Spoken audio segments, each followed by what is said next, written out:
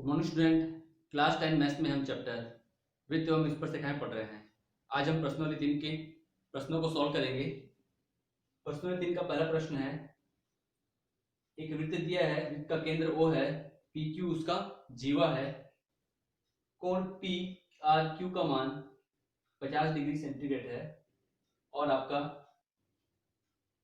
कोण OPQ का मान हमको ज्ञात करना है। इसका मान हमको फाइंड करना है। सबसे पहले हम ये जानते हैं कि जो आपको हल दिया है वो आप लिख लीजिएगा। प्रश्न में हमको दिया है कोण PRQ इक्वल टू 50 डिग्री है और हम जानते हैं कि कोण POQ इक्वल टू 2 गुना कोण PRQ होता है। कौन से प्रमेय से? प्रमेय क्रमांक 7, चाप द्वारा परिधि के वृत्त के केंद्र पर बना कोण परिधि पे बने कोण का दुगुना होता है। ठीक है, केंद्र पर बना कोण परिधि पर बने कोण का दुगुना होता है, तो ये हमारा आएगा कोण POQ इक्वल टू 2 गुना 50, मतलब कोण POQ इक्वल टू होगा 100। अब हम लेंगे त्रिभुज POQ में हम कहते हैं त्रिभुज के तीनों कोणों का योग 180 अंश होता है, हम जानते हैं। तो आप लिखोगे त्रिभुज के तीनों कोणों का योग 180 अंश होता है। हम जानते हैं त्रिभुज के तीनों कोणों का योग 180 अंश होता है, तो हम लिखेंगे त्रिभुज POQ में कोण P प्लस कोण O प्लस कोण Q इक्वल टू 180। यहाँ पास कोण P की जगह आप OPQ भी आप लिख सकते हैं। कोण OPQ प्लस कोण POQ प्लस कोण OQP इक्वल टू 180 डिग्री। यहाँ पास OP और OR ये वृत्त की त्रिज्याएं हैं, मतलब OP इक्वल टू OR है। ओके, तो हम यह कह सकते हैं कि यहाँ पर जो बने कोण का मान x है, तो यहाँ पर जो बने कोण का मान होगा x डिग्री, और हम POQ का मान तो निकाल ही चुके हैं 100 डिग्री सेंटीग्रेड यहाँ से। ठीक है, यहाँ पर हम लिख सकते हैं OP इक्वल टू OQ, ये है वृत्त की त्रिज्याएं। ठीक है, अतः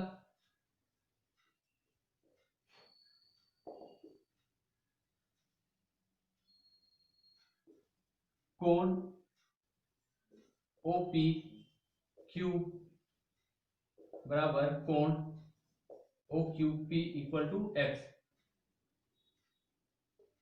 वैल्यू पुट करते हैं यहाँ पास, तो हम लिख सकते हैं, इसको यदि मैं नाम दूं एक, समीकरण 1 से मैं क्या लिख सकता हूं, OPQ का मान x, POQ का मान है आपका 100 और OQP का मान भी है x इक्वल टू 180 डिग्री। इस समीकरण में इसका मान कोण OPQ का मान और OQP का मान मैंने रखा।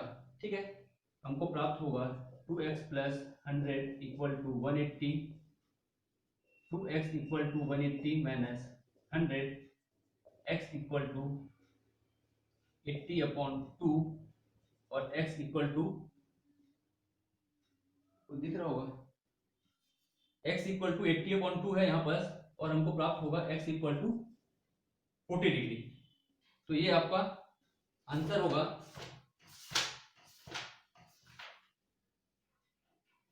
ठीक है,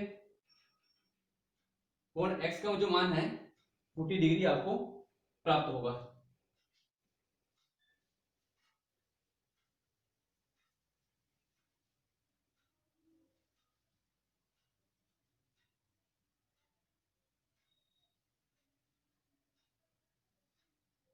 क्वेश्चन नंबर दो में हमको जो फाइंड करना था वो है आपका कोण PBO का मान ज्ञात करना है। कोण PBO का मान हमको फाइंड करना है। हमको दिया है कोण AOB का मान जो कि 50 डिग्री है और कोण PQB का मान जो कि 75 डिग्री है। PBO इस कोण का मान हमको फाइंड करना है। ठीक है, तो सबसे पहले हम यह लिख सकते हैं कि ये AB चाप द्वारा केंद्र पर अंतरित कोण का मान है 50। तो AB चाप के द्वारा ही इस P बिंदु पर भी तो एक कोण अंतरित है परिधि पर।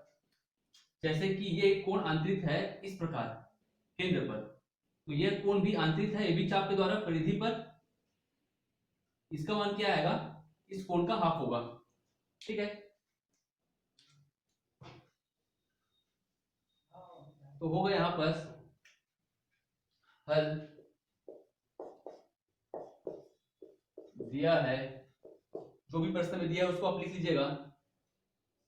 कोण AOB equal to 50 degree centigrade, कोण PQB इक्वल टू 75 ज्ञात करना है। कोण PBO। ठीक है, सबसे पहले हम लेते हैं कोण AOB इक्वल टू 2 गुणा कोण APB। तो APB का मान हम कैसे निकालेंगे, ये होगा हमारा 50 इक्वल टू 2 गुणा कोण APB और कोण APB equal to 50/2 equal to 25 degree centigrade. ये हमको 25 डिग्री सेंटीग्रेड इसका मान हमको मिल गया। ठीक है, अब हम यह जानते हैं त्रिभुज के तीनों कोणों का योग 180 अंश होता है। तो हमको PBO का मान ज्ञात करना है। ठीक है, PBO का मान ज्ञात करना है।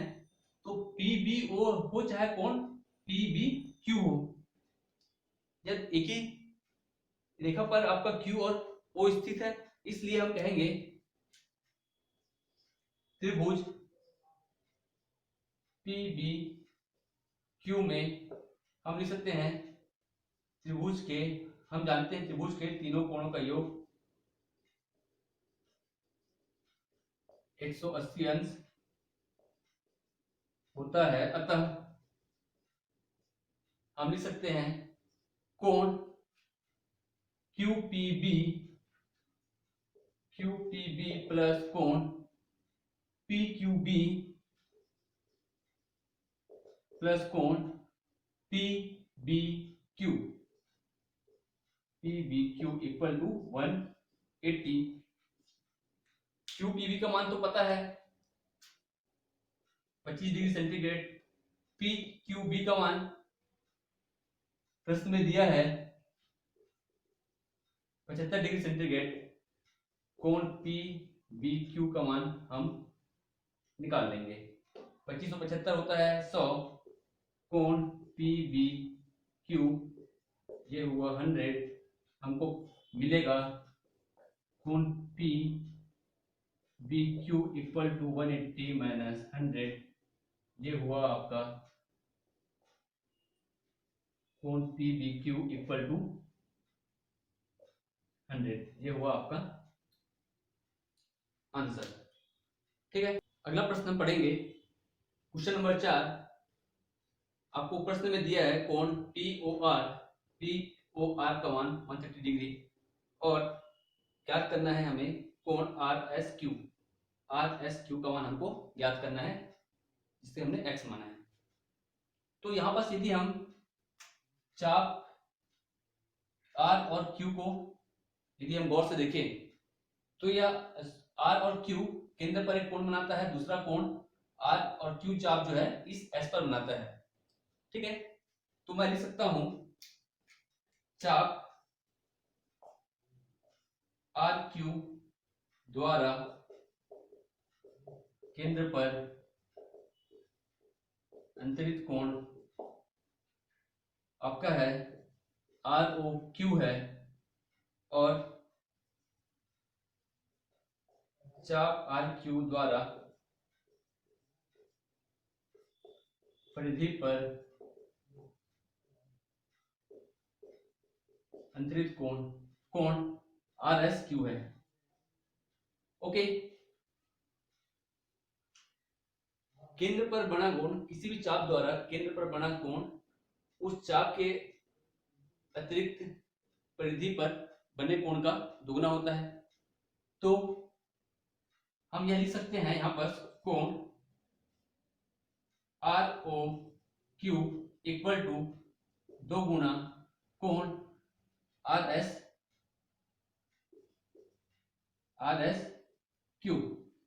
ठीक है, कोण आर ओ क्यू का जो मान होगा R O Q equal to 2 गुना कोण आर एस क्यू जो है प्रश्न में दिया है x, 2x होगा। ठीक है, आर ओ क्यू का मान हुआ हमारा 2x मिला। अब हम जानते हैं यहां पर हम लिखेंगे कोण पी ओ क्यू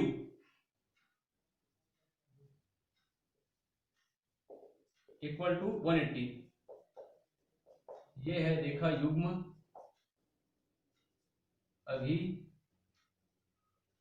रेखा युग्म से लिया गया कोण। कोण पीओ को मैं क्या लिख सकता हूं, पी ओ आर प्लस कोण ओ आर ओ क्यू। ठीक है, पी ओ आर का मान दिया है हमारा 130, आर ओ क्यू का मान हमको निकालना है। ठीक है, जो कि है हमारा 2x के बराबर और ये है आपका 180। तो 2x equal to 180 minus 30, 2x equal to 50, x equal to 50 upon 2 equal to 25। ठीक है,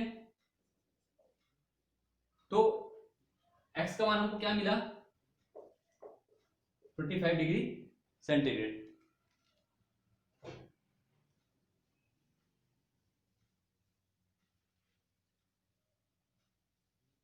क्वेश्चन नंबर 5, ए बी एक चाप है, इसके द्वारा परिधि पर बना गया कोण 45 डिग्री है और हमको ज्ञात करना है ए बी सी। इसका मैं आपको हिंट देता हूं, इस किसी भी वृत्त में हमने पहले ही पढ़ा था ये ए बी चाप है। इस चाप के द्वारा यदि यहाँ पर कोण बने, चाहे सी बने, चाहे यहाँ पर हमारा कोण बने, चाहे डी बने, ठीक है, चाहे हमारा यहाँ पर से कोई कोण इस प्रकार बने, ई बने, केंद्र पर जो कोण बनता है उसका यह आधा होता है। ये थीटा है तो ये क्या होगा, थीटा बाई 2, ये भी थीटा बाई 2, ये भी थीटा बाई 2।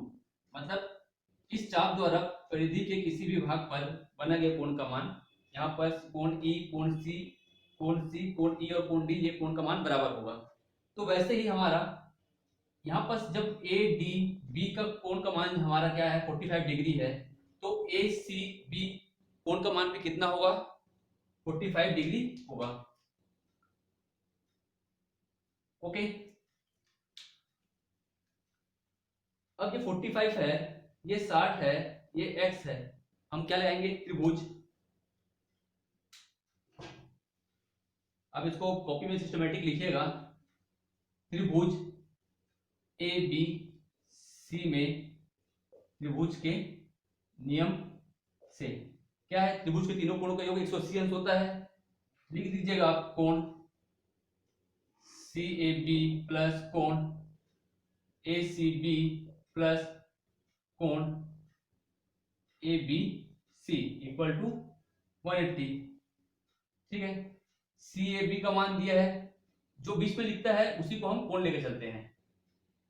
कोण ए में क्या मान दिया है, 60 दिया है, कोण बी का सी में जो मान दिया है वो है 45 और कोण बी का जो मान है हमको x प्राप्त है, x हमने माना है, ये हो जाएगा आपका 105 plus x equal to 180, x का मान आ गया हमारा 75। अगला प्रश्न हम पढ़ेंगे क्वेश्चन नंबर 8। इसमें बोला है वृत्त का केंद्र O है, ठीक है, OD जो है AB पर लंब है। तो जो हमें गिवन है उसे हम लिख लेते हैं हल। दिया है O जो है वृत्त का केंद्र है, ठीक है। दूसरा है आपका OD लंब AB है, अर्थात कोण ODB इक्वल टू 90 एंगल होगा, ठीक है। लंब है इसलिए क्या होगा, यहाँ पर D पर बनेगा कोण 90 एंगल है। हमको मान दे दिया है OD इक्वल टू 5 सेंटीमीटर, और हमको जो ज्ञात करना है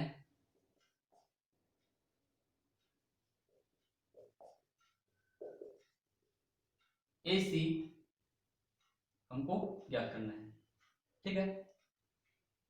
यहाँ पर मैं 5 लिख लेता हूं, इसका मान दिया है, ये हमारा 90 एंगल है। तो अब मैं यह कह सकता हूं कि त्रिभुज ए बी सी और ओ डी बी में ट्रायंगल ए बी सी व त्रिभुज ओ डी बी में यदि मैं तुलना करता हूं तो हम यह पाते हैं कि कोण C A B equal to होगा 90 डिग्री। कोण C A B equal to 90 degree कहां से होगा, यह है व्यास सीबी द्वारा परिधि पर अंतरित कोण समकोण होता है इस प्रमेय से। तो आप लिख दीजिएगा व्यास द्वारा परिधि पर अंतरित कोण समकोण होता है, ठीक है। और यहां पास कोण ODB, कोण ODB कौन सा त्रिभुज में, त्रिभुज ODB में हम लिख सकते हैं कोण ODB इक्वल टू 90 डिग्री, ठीक है, क्योंकि OD लंब है AB पर, ठीक है।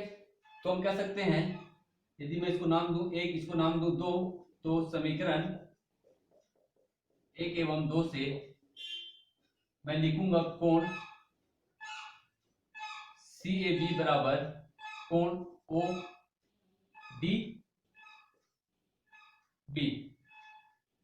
ठीक है। CAB और ODB दोनों बराबर होंगे, ओके। और दूसरा मैं लिख सकता हूं कोण CBA इक्वल टू कोण OBD। ये जो है संगत कोण, या फिर हम यहां पर लिखेंगे उसको उभयनिष्ठ कोण, उभयनिष्ठ कोण है। तो त्रिभुज CAB और ODB समरूप होंगे, अर्थात त्रिभुज CAB बराबर CAB समरूप होगा त्रिभुज ODB। ये समरूप है तो भुजाएं भी, संगत भुजाएं भी क्या होगा, समानुपाती होगा। तो हम यह लिख सकते हैं, यहां पर तो हमारा CA बटा OD के समानुपाती होगा, और दूसरा भुजा हम कहते हैं AB बटा DB होगा, AB बटा DB, ठीक है।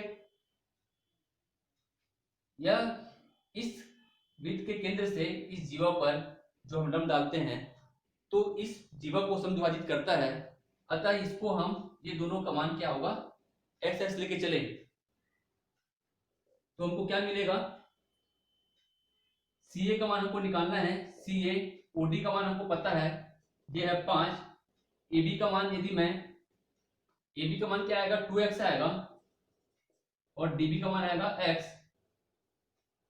ओके, तो यहां पास से ये x और ये x कट गया, हमको मिलेगा सी ए इक्वल टू 2 गुना 5, और सी ए का मान हमको प्राप्त होगा 10 सेंटीमीटर आंसर में। ठीक है, यह सब हमने इसलिए किया क्योंकि हमको ये जो दो त्रिभुज जो बन रहा है उससे हमें समानुपाती या इनकी भुजाओं को हमको समानुपातिक लेना था, तो इसलिए हमको ये दोनों त्रिभुज को पहले समरूप सिद्ध करना पड़ेगा। और समरूप किस आधार पर होगा, यहाँ पर समरूप होगा